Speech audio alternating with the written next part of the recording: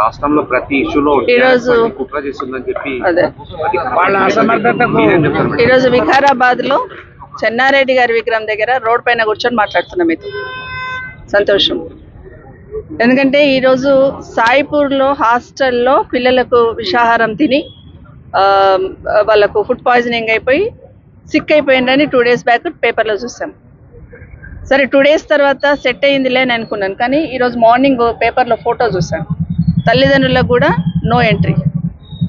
అంటే వాళ్ళ పిల్లలను చూసుకోవడానికి, వాళ్ళ పిల్లలు సిక్ అయిందని తెలిసినప్పుడు తల్లిదండ్రులను చూసుకోవడానికి కూడా పర్మిషన్ ఇవ్వలేదన్నప్పుడు ప్రధాన ప్రతిపక్షంగా మాకు బాధ్యత ఉంటుందా ఉండదా?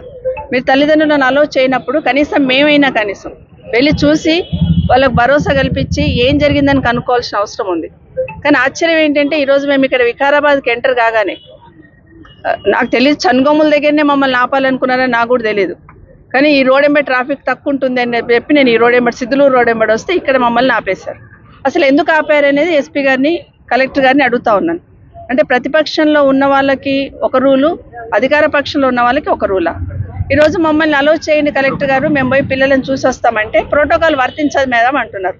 ప్రోటోకాల్ అంటే నేను ఎమ్మెల్యేని, ఎక్స్ మినిస్టర్ని, తను ఎమ్మెల్సీ గారు, ఎక్స్ మినిస్టర్ గారు, అంటే ఏం ప్రోటోకాల్ కావాలి? ఒక గిరిజన బిడ్డగా తను వచ్చింది, గిరిజన హాస్టల్ తల్లిగా చూడడానికి వచ్చింది. అదేవిధంగా తను ఆ శాఖను నిర్వహించింది కాబట్టి అక్కడ ఉన్న పరిస్థితులు తెలుసు కాబట్టి చూడడానికి వచ్చినప్పుడు ఏం ప్రోటోకాల్ కావాలి కలెక్టర్ గారికి? అంటే ఎమ్మెల్యే గారి తమ్మునికి ఏం ప్రోటోకాల్ ఉంటుంది, మాకేం ప్రోటోకాల్ లేదు. నిన్నగాక మొన్న ఎమ్మెల్యే గారు తమ్ముడు పోయి చూసి వస్తాడు, ఆయన ప్రోటోకాల్ ఉంటుంది, కానీ మాకు ప్రోటోకాల్ ఉండదు.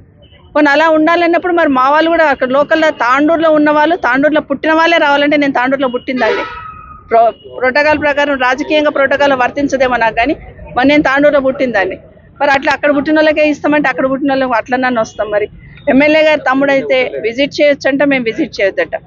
అధికార పార్టీకి సంబంధించిన కార్పొరేషన్ చైర్మన్లు విజిట్ చేయొచ్చట, మేము విజిట్ చేయొద్దంట. ఇదేక్కడ న్యాయం? ఎందుకు ఉలిక్కి పడుతుంది ప్రభుత్వం? మేము పోయి చూస్తే మీ బండారం బయటపడుతుందనా? హాస్టల్లో ఉన్న పరిస్థితులు బయటపడతాయనా? గత సంవత్సరం నుండి రాష్ట్రంలో ఎంతోమంది హాస్టల్ పిల్లలందరూ కూడా సిక్ అయిపోయి హాస్పిటల్ చుట్టూ, నిన్నగాక మొన్న జగిత్యాలలో చూసాం, అక్కడ హాస్టల్లో ఫుడ్ పాయిజనింగ్ అయి పిల్లలు హాస్టల్లో బారిన పడ్డారు. దాదాపుగా 48 మంది పిల్లలు ఈరోజు ఫుడ్ పాయిజనింగ్ అయి ఈ గురుకుల హాస్టల్స్లలో చనిపోయిందంటే సిగ్గుతో తలంచుకోవాలి ప్రభుత్వం. రివ్యూ చేసుకోవాలా, సెట్ చేయాలా ఏం జరుగుతుంది అనేది. అది గాలికి వదిలేసి మేము వెళ్తాం చూస్తామంటే మమ్మల్ని కట్టడి చేయడం అనేది వాళ్ళ దివాళు కోరుతనానికి నిదర్శనం ఇది ప్రభుత్వం. ఎందుకంటే ప్రభుత్వం స్పందించాల్సింది పోయి, స్థానికంగా ఉన్న వాళ్ళు పోయి చూడాల్సింది పోయి, పోనీ నిన్న రూలింగ్ పార్టీకి సంబంధించిన చైర్మన్లు పోయి ఉన్నారంటే అక్కడ ఏం మాట్లాడారు? ఫుడ్కి సంబంధించిన జాగ్రత్తలు తీసుకుంటామనో లేకపోతే హాస్టల్ ఉన్న పిల్లలకి హాస్పిటల్ వసతి కల్పిస్తామనో చెప్పాల్సిన అవసరం ఉంది. కానీ కలెక్టర్ గారికి నేను సూటిగా ఒకటే అడుగుతున్నాను, పిల్లలు సిక్ అయి ఉంటే తాండూరులో హాస్పిటల్ ఉంది, వికారాబాద్లో హాస్పిటల్ ఉంది, ఎందుకు హాస్పిటల్లో ట్రీట్మెంట్ ఇవ్వకుండా హాస్టల్లో ఎందుకు ట్రీట్మెంట్ ఇప్పిస్తున్నారు కలెక్టర్ గారు? ఈ ప్రభుత్వం ఖచ్చితంగా సమాధానం చెప్పాలి మాకు. ఎందుకంటే హాస్పిటల్ తీసుకెళ్లి ట్రీట్మెంట్ ఇప్పించాల్సింది పోయి ఒక సర్జన్ అక్కడ పెట్టి మేము ట్రీట్మెంట్ ఇప్పిస్తున్నామని చెప్తా ఉన్నారు. ఎందుకు హాస్టల్లో ట్రీట్మెంట్ ఎందుకు ఇప్పిస్తున్నారు, హాస్పిటల్లో ఎందుకు ఇప్పించలేకపోతున్నారు అనేది మాకు సమాధానం చెప్పాల్సిన అవసరం ఉంది. ఎవరైనా సిక్ అయినా హాస్పిటల్ వెళ్తాం, అక్కడ చాలా మంది పిల్లలకి సెలైన్ బాటిల్స్ హాస్టల్లోనే ఎక్కిస్తున్నారని మాకు వచ్చిన ఇన్ఫర్మేషన్. పోయి చూస్తే తప్పేముంది? మేము కూడా మీకు సలహా ఇస్తాం కదా బాబు, కాదు హాస్పిటల్ తీసుకెళ్ళండి అని చెప్తాం కదా, వాళ్ళ పేరెంట్స్తో మాట్లాడతాం, పిల్లలకు కూడా ధైర్యం ఇస్తాం. అది గాలికి వదిలేసి మమ్మల్ని కట్టడి చేయమనేది భావ్యం కాదు. నిన్న మాట్లాడుతూ చైర్మన్లు ఏమంటారు, కార్పొరేషన్ చైర్మన్లు నిన్న మాట్లాడుతూ ఫుడ్ పాయిజనింగ్కి బీఆర్ఎస్ పార్టీ కారణం, కుట్ర చేస్తుంది అంటారు. ఇంతకన్నా సిగ్గుమాలిన మాట మాట్లాడితే ఏమైనా అర్థం ఉందా? ఇంత మాట్లాడితే ప్రభుత్వం మీది, అధికారులు మీ వాళ్ళు, అక్కడ చూడాల్సింది మేనేజ్మెంట్, చూడాల్సిందంతా మీరు గాలికి వదిలేసి ప్రభుత్వంలో ప్రతిపక్షంలో ఉన్న ప్రవీణ్ మీద మాట్లాడుతూ ఉన్నారు. ఇది నిజంగా తలంచుకోవాల్సిన విషయం. వాళ్ళు సరిగ్గా చూడలేక వాళ్ళు చేయాల్సిన అసమర్థతని కప్పిపుచ్చుకోవడానికి ఈరోజు బీఆర్ఎస్ పార్టీ మీద నింద మోపే ప్రయత్నం చేస్తూ ఉన్నారు. రేపు భవిష్యత్తులో మాకేమనిపిస్తుందంటే, మా పోలీస్ డిపార్ట్మెంట్లకు అదే రిక్వెస్ట్ చేస్తున్నా, అందుకని రేపొద్దున కాంగ్రెస్ పార్టీకి సంబంధించిన మంత్రులు కానీ, ఎమ్మెల్యేలు కానీ, ముఖ్యమంత్రి కానీ తట్టుదా కింద పడితే కూడా బీఆర్ఎస్ పార్టీ కుట్ర చేసింది అంటారేమో, అక్కడికి తీసుకొస్తారేమో, కేసు పెడతారేమో.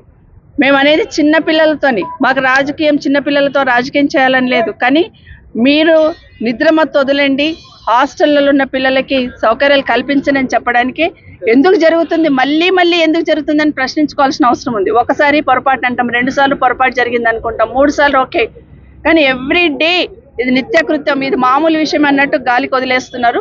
విద్యాశాఖ ఉంది గౌరవ ముఖ్యమంత్రి గారి దగ్గర. ముఖ్యమంత్రి గారు కనీసం ఇప్పటికైనా తేరుకోండి, ఇప్పటికైనా రివ్యూ చేసుకోండి. గురుకులాలు కేసీఆర్ గారు పెట్టారు కాబట్టి గురుకులాల జడిపేయాలని ప్రయత్నం చేస్తున్నారేమో, కానీ ఆ గురుకులాలు ఉన్న బిడ్డలు 5 లక్షల మంది పిల్లలు పేద బిడ్డలు, ఎస్సీ ఎస్టీ బీసీ మైనార్టీ సంబంధించిన పేద బిడ్డలు ఆ గురుకులాలలో ఉన్నారు. గురుకులాల నిశాన జడిపేయాల, గురుకులాల మీద ఒక ముద్ర వేసే ప్రయత్నం చేయాలనే ప్రయత్నం చేస్తున్నారేమో. ఇది ఆ పేద బిడ్డలకు అన్యాయం చేసినట్టు అవుతుంది. దయచేసి ఇప్పటికైనా ముఖ్యమంత్రి గారు రివ్యూ చేయండి, అక్కడున్న పరిస్థితులను మెరుగుపరచండి, మరీ ఇలాంటివి జరగకుండా చూసుకోండి. ఎందుకంటే సంవత్సరం నుండి చూస్తున్నాం, ఓ దగ్గర ఎలుక చచ్చిపోయింది అంటారు, ఓ దగ్గర పాములు గరిచింది అంటారు, ఓ దగ్గరనేమో ఫుడ్ పాయిజనింగ్ అంటున్నారు. ఎందుకు జరుగుతుంది? గత 10 సంవత్సరాల లేని సిస్టమ్ ఇప్పుడు ఎందుకు డెవలప్ అవుతుంది? గత 10 సంవత్సరాలు కూడా ఇదే పిల్లలు ఉన్నారు కదా హాస్టల్స్లలో, వాళ్ళు ఎంతో బాగా ఉన్నత శిఖరాలు ఆధిరోహించిన పిల్లలు అందులో చదివి ఉన్నారు కదా. ఇప్పుడే ఇది ఎందుకు జరుగుతుందంటే మీకు పట్టింపు లేక, ఈ ప్రభుత్వానికి బాధ్యత లేక, అందులో ఉన్న వాళ్ళందరూ పేద పిల్లలే కదా, నోరు లేని వాళ్ళు కదా అని అనుకుంటున్నారు. కానీ ప్రధాన ప్రతిపక్షంగా ప్రశ్నించాల్సిన బాధ్యత మా మీద ఉంది. ఇప్పటికైనా మమ్మల్ని అక్కడ విజిట్ చేయనియండి, పిల్లలను కలవనియండి, పిల్లలు చెప్పింది వింటాము, కలెక్టర్ గారి దృష్టికో గౌరవ మంత్రి గారి దృష్టికో తీసుకెళ్తాం తప్పిస్తే దీంట్లో రాజకీయం చేయడానికి ఏం లేదు. కానీ మేము కూడా భరోసా కల్పించే బాధ్యత తీసుకొని వెళ్ళాలనుకుంటున్నాం. మమ్మల్ని అలౌ చేయండి, తాండూరు వెళ్ళి విజిట్ చేసి వస్తాం.